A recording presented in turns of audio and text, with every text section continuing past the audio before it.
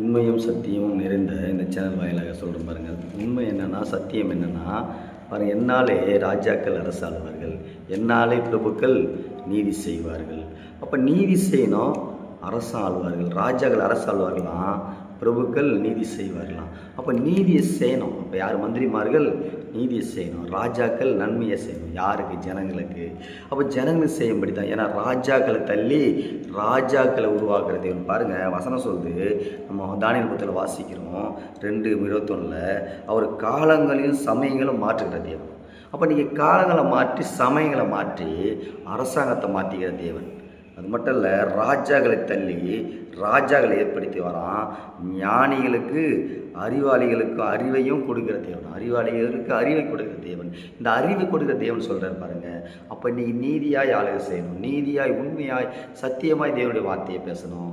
அப்போ மட்டும் இல்லை, இந்த ராஜ்யத்துக்கு இருக்கிறவர்கள் தேவனுடைய வசனத்தின்படி தேவனுடைய வார்த்தையின்படி. ஆனால் தேவன் தான் காலங்க சமயங்களை மாற்றுறவர். நீ நினைக்கலாம், நான் தான் ராஜாவாக வந்துட்டேன், நான் தான் இன்றைக்கி அரசாளுறேன், நான் தான் இன்றைக்கி என்னால் முடியும். அப்படி இல்லைங்க. பாருங்கள், நம்ம ரோமர் புத்தகத்தில் ரோமர் 1:13 வாசிக்கிறோம். அதிகாரிகள் தானாக வந்தவர் கிடையாதுகள், தேவனால் ஏற்படுத்தப்பட்டவர் தான் அதிகாரிகள் சொல்கிறாரு. அதிகாரம் உள்ள யாவரும் மேன்மை உள்ள யாவர்களும் தேவன் கொடுத்த அதிகாரம். அப்போ அதிகாரத்தை பெற்றுக்கொண்டு என்ன பண்ணணும்? லஞ்சம் வாங்கக்கூடாது, கொள்ளை அடிக்கக்கூடாது, ஏமாற்றக்கூடாது, ஜனங்களை வஞ்சிக்கக்கூடாது. ஏன்னா இது எல்லாத்தையும் ஏற்படுத்தினவர் சர்வ வல்லமுள்ள தேவன். அப்போ உண்மை இங்கே இருக்குது, சத்தியம் இருக்குது. இந்த சத்தியத்தை கொண்டு, உண்மையை கொண்டு நீ வாழும்போது ஆண்டவர் உன்னை மகிமை உள்ள ஒரு ராஜாவா, மகிமை உள்ள ஒரு ஊழியக்காரனாக தேவன் உன்னை மாற்றி நடத்துவார். பாருங்க, நான் இன்னைக்கு கலெக்டர், நான் இன்னைக்கு தாசில்தார், இன்னைக்கு நான் டெப்டி தாசில்தார், எதுவும் நம்ம சொல்கிறோம். இது இந்த மேலான அதிகாரத்தை கொடுத்தவர் இயேசு கிறிஸ்து.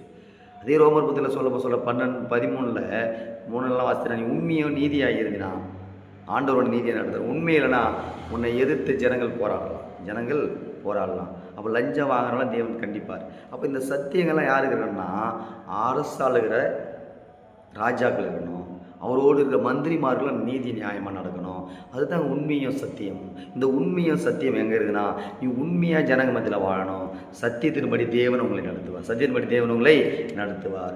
நான் நினைக்கலாம், இன்றைக்கி இந்த 5 வருஷம் அரசாளுகிற நீங்கள், நான் எங்கெல்லாம் அதிகாரம் வச்சு நினைக்கலாம். ஆனால் ஆண்டவர் நீதியாக நேர்மையாக நடக்கும்போது உன்னை நேர்மையாக நடத்துவார். ஆனால் நீதியை தவறிட்டுனா மக்கள் தீர்ப்பே மகேஷ் தீர்ப்பு சொன்னீங்க பார்த்தியா, இந்த மக்களை தீர்ப்பை மாற்றுவார்கள். அதான் சொல்கிற காலங்களையும் சமயங்களை மாற்றுற தேவன். பாருங்கள், ராஜாவாக இருந்த நேபுகாத்நேச்சரை பில்லு மேய வச்சார் தேவன். ஆடுகள் பின்னாடி சுற்றிருந்த தாவீதை ராஜாவாக மாற்றின தேவன்.